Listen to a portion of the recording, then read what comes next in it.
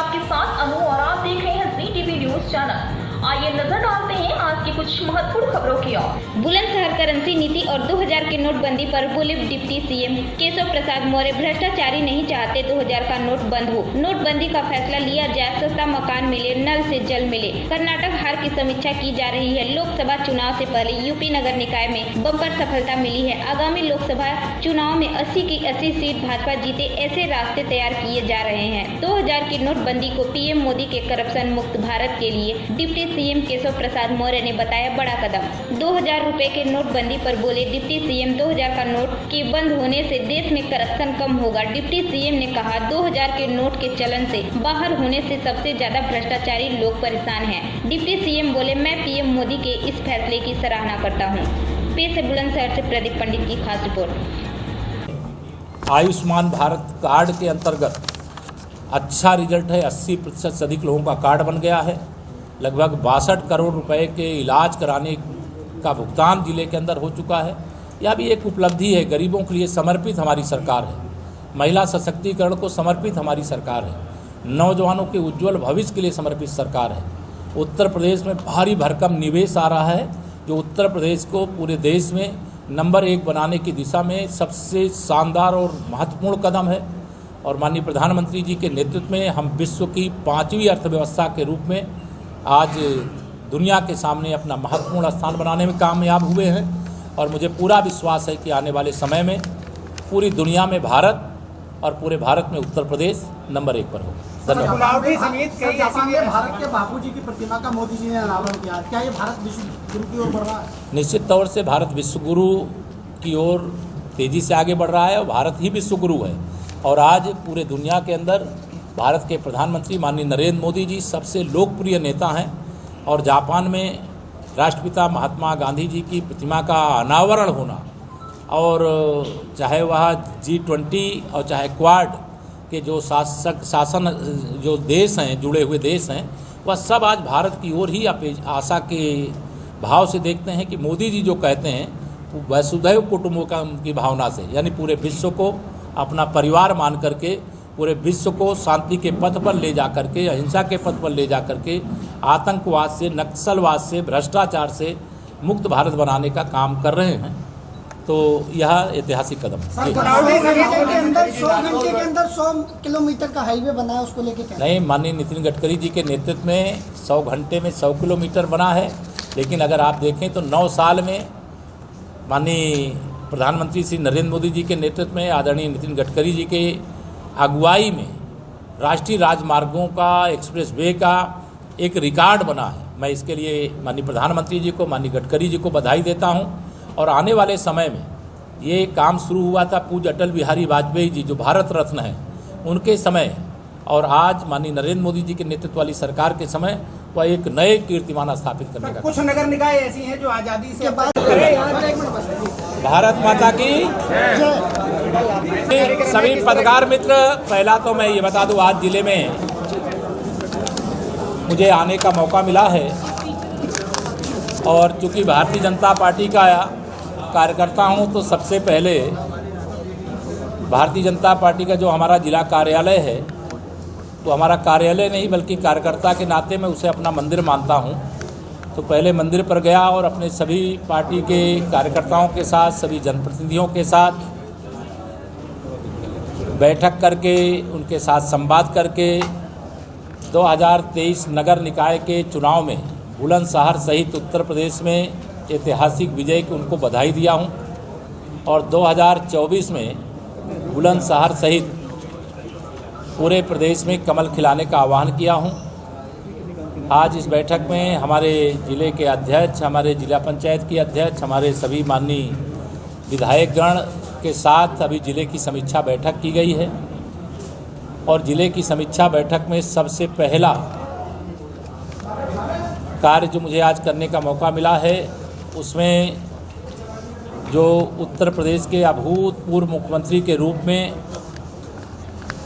शानदार ढंग से कार्य किया और जिन्होंने श्री राम जन्मभूमि पर भव्य मंदिर निर्माण कराने के लिए मुख्यमंत्री की कुर्सी को न्यौछावर करने का काम किया था, ऐसे पद्म विभूषण बाबूजी कल्याण सिंह जी के नाम पर बन रहे जिले के मेडिकल कॉलेज का निरीक्षण किया हूँ। निरीक्षण संतोषजनक रहा है और आज की बैठक में यह निर्देश भी दिया गया है कि जो अभी तक कल्याण सिंह मेडिकल कॉलेज के रूप में नाम जानते थे, चूँकि वह पद्म विभूषण से सम्मानित हो गए हैं, तो पद्म विभूषण शब्द को भी जोड़ करके मेडिकल कॉलेज का नामकरण कर दिया जाए। और यह भारतीय जनता पार्टी की डबल इंजन सरकार ही है कि एक जनपद एक मेडिकल कॉलेज के लक्ष्य के क्रम में बुलंदशहर का भी मेडिकल कॉलेज बनकर के लगभग तैयार हो गया है। और यह जो सत्र है आने वाला, इसमें मेडिकल की पढ़ाई भी वहाँ पर शुरू हो जाएगी। आज़ादी के पहली बार हम जीते हैं। नहीं, निश्चित तौर से मैंने अपने सभी जिलाध्यक्ष जी सहित पूरी टीम को बहुत बधाई दिया है और अपने सभी नगर निकायों में विजयी जो प्रत्याशी अध्यक्ष थे उनको सबको सम्मानित भी किया है और 2024 के लोकसभा की तैयारी में जुट जाने का आह्वान भी किया। महासंपर्क अभियान के माध्यम से फिर से महासंपर्क अभियान जो शुरू हुआ, आप मान के चल रहे हैं। देखिए, हमारा 9 वर्ष का जो कार्यकाल माननीय प्रधानमंत्री जी के नेतृत्व में बीत रहा है वह ऐतिहासिक रहा है। 9 साल में उनके अगुवाई में जो काम हुआ है वो 90 साल में कांग्रेस सहित सारे भाजपा विरोधी विपक्ष नहीं कर सकते थे। उत्तर प्रदेश में जहाँ तक मुकाबले की बात है वो सब आपस में तय कर लें कौन मुकाबले में है कौन मुकाबले में नहीं है, लेकिन यह सब 2019 के लोकसभा चुनाव में, चाहे वो सपा हो, चाहे बसपा हो, चाहे कांग्रेस हो, चाहे राष्ट्रीय लोकदल हो, ये सब भाजपा के विरोध में एकजुट थे। 51% वोट के साथ 64 सांसद हमारे जीते थे। अब उसमें 2 प्लस हो गए, रामपुर हम जीत चुके हैं, आजमगढ़ जीत चुके हैं, तो 66 हो गए।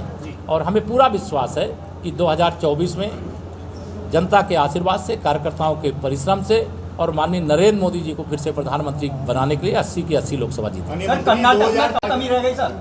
आए कर्नाटक में कमल नहीं खिलाया, क्या कमी रह गई? जो कमी रह गई उसकी समीक्षा कर रहे हैं। 2018 में वहाँ विधानसभा चुनाव हुआ था, उस समय भी हम सरकार नहीं बना पाए थे, लेकिन जब 2019 में लोकसभा चुनाव हुआ था, 28 लोकसभा में से 27 लोकसभा भारतीय जनता पार्टी जीती थी। मैं पूरा विश्वास रखता हूँ कि 2023 में हम वहाँ विधानसभा नहीं जीत पाए, लेकिन 2024 में लोकसभा में कमल ही कमल दिखाई। 2014 से माननीय प्रधानमंत्री जी कह रहे हैं कि काला धन भी आएगा और काले धन ले जाने वाले भी आएंगे, और करेंसी पॉलिसी पे कोई नीति नहीं बन पा रही, कभी बंद हो रहे हैं, कभी नहीं, एकदम नीति बनी है और ये जो नीति है उसी का परिणाम है। ये जो भ्रष्टाचारी है वो नहीं चाहते हैं कि 2000 का नोट बंद हो, वो नहीं चाहते हैं कि नोटबंदी का फैसला लिया जाए, वो नहीं चाहते हैं गरीब को पक्का मकान मिले, वो नहीं चाहते हैं हर गरीब के घर में नल से जल पहुंच जाए, वो नहीं चाहते हैं कि मेरे आप सब पत्रकार मित्र हो बुलंदशहर के 5 घंटे बिजली मिलती 2017 से पहले बिजली आती नहीं थी, अब जाती नहीं है। तो ये सब परिवर्तन का प्रतीक भारतीय जनता पार्टी और कमल का। मंत्री जी, हेल्थ सेक्टर में लगातार सरकार पैसा लगा रही है, खर्च कर रही है गरीबों के लिए। जिला बुलंदशहर में देखा जा रहा है सर कि लगातार इलाज की जगह रेफर ज़्यादा किए जाते हैं। तो यहाँ आप बाबूजी के नाम से मेडिकल कॉलेज बनकर के तैयार हो रहा है। 300 बेड का जिला हॉस्पिटल था, वो 500 बेड का बनने जा रहा है, जो मेडिकल कॉलेज का पार्ट होगा। तो बुलंदशहर हो चाहे उत्तर प्रदेश का कोई जिला हो, हमारी सरकार की प्राथमिकता है और चिकित्सा की सुविधा और चिकित्सा की दृष्टि से जो ज़रूरतें उनकी पूर्ति हम लोग प्राथमिकता पे कर रहे हैं। और साध्वी प्राची जी ने कहा था कि केरला मूवी को प्रियंका गांधी को, मायावती को, सोनिया गांधी को भी देखना चाहिए। आप लोगों को भी देखना चाहिए परिवार के साथ। मंत्री जी, 1000 रुपये का जब नोट बंद किया गया, नहीं, आप लग रहा है आप वरिष्ठ पत्रकार हो, मैं नहीं जानता हूँ, लेकिन कल ये बताया गया है कि जब नोटबंदी का फैसला लिया गया उस समय चूंकि तत्काल पैसे का संकट लोगों को ना हो, इसलिए 2000 का नोट मार्केट में आया, आप उसको बंद कर रहे हैं। स्वागत करिए, आप जो भ्रष्टाचारी हैं वो परेशान हो। धन्यवाद। निश्चित तौर से वोट हमारा है और राज हमारा है और राज हमारा ही रहेगा।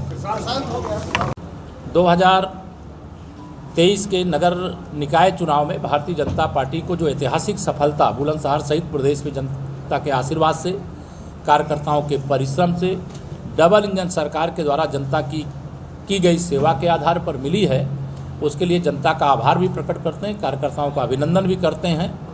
और उत्तर प्रदेश में 17 नगर निगम है, सभी 17 नगर निगम आज भारतीय जनता पार्टी के महापौर, अधिकतम नगर निगम में भारतीय जनता पार्टी का सदन में बहुमत भी मिला है और हम इसके आधार पर ये कह सकते हैं कि डबल इंजन की जगह ट्रिपल इंजन सरकार पूरी रफ्तार से, पूरी जिम्मेदारी से जनता की सेवा में कोई कमी नहीं रखेगी।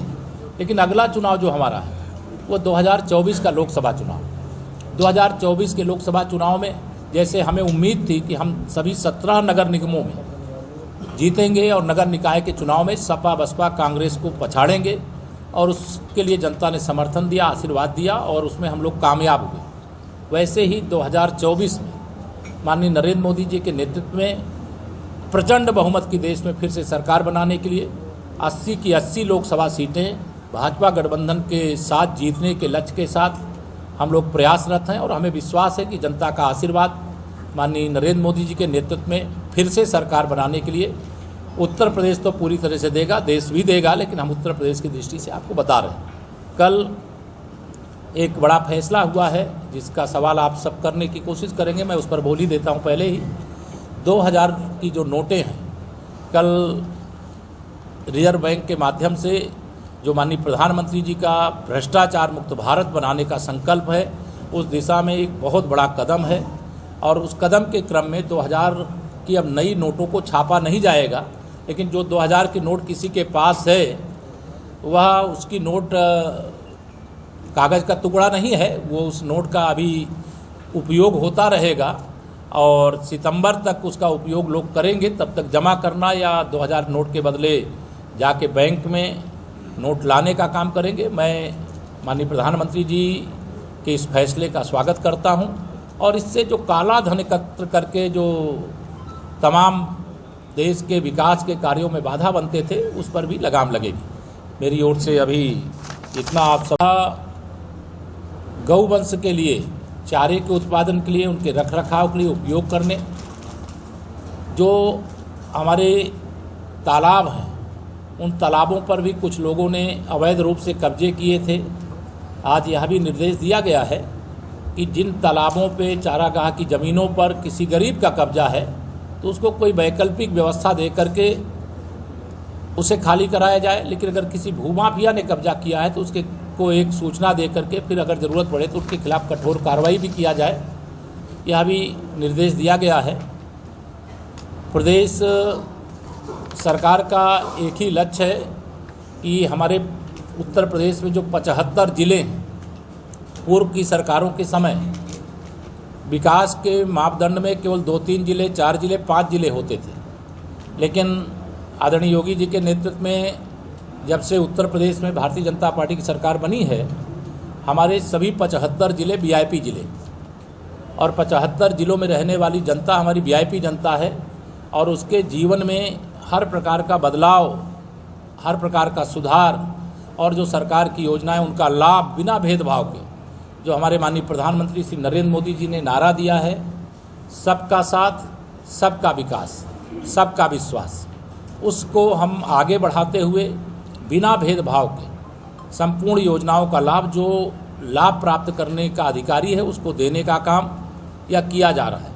बिजली विभाग की भी कुछ शिकायतें आई थी, उनकी भी जांच करके जो दोषी हैं तो दंडात्मक कार्रवाई करने के भी निर्देश दिए गए हैं। सभी विभागों से जिले में बहुत सारे नवाचार के कार्य हुए और जिन अधिकारियों ने, जिन विभागों ने इसके लिए अच्छा काम किया है, मैं उनकी प्रशंसा करता हूं, उनको बधाई देता हूं और यह आह्वान भी करता हूं कि पूरे ज़िले को हर क्षेत्र में नंबर 1 बनाने का वह प्रयास करें और यह क्षमता ज़िले की जनता के आशीर्वाद से यहाँ जो भी अधिकारी कर्मचारी तैनात हैं वो सब लोग अच्छा कर सकते हैं, ऐसा मेरा मानना है।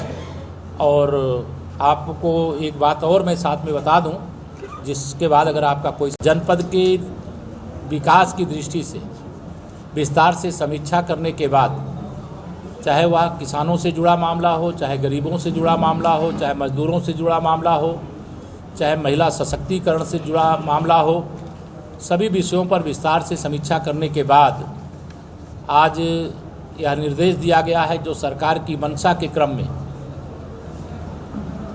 उत्तर प्रदेश में 2017 में जब से आदरणीय योगी आदित्यनाथ जी के नेतृत्व में भारतीय जनता पार्टी की सरकार ने शपथ लिया है, आप सब भी बुलंदशहर के निवासी भी जानते हैं, पहले बिजली आती नहीं थी और अब बिजली जाती नहीं। यह एक परिवर्तन सुशासन का परिणाम है, कमल के फूल के खिलने का परिणाम है।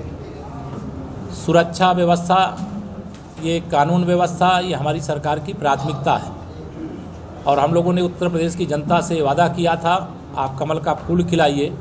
ये कमल का फूल नहीं बल्कि 25 करोड़ प्रदेशवासियों के सुरक्षा का कवच है और उसके क्रम में लोगों ने अपना आशीर्वाद दिया। लगातार दूसरी बार भी सरकार बनी और 2023 के नगर निगम में तो हम लोगों को 17 की 17 सीटें यह प्राप्त हुई हैं।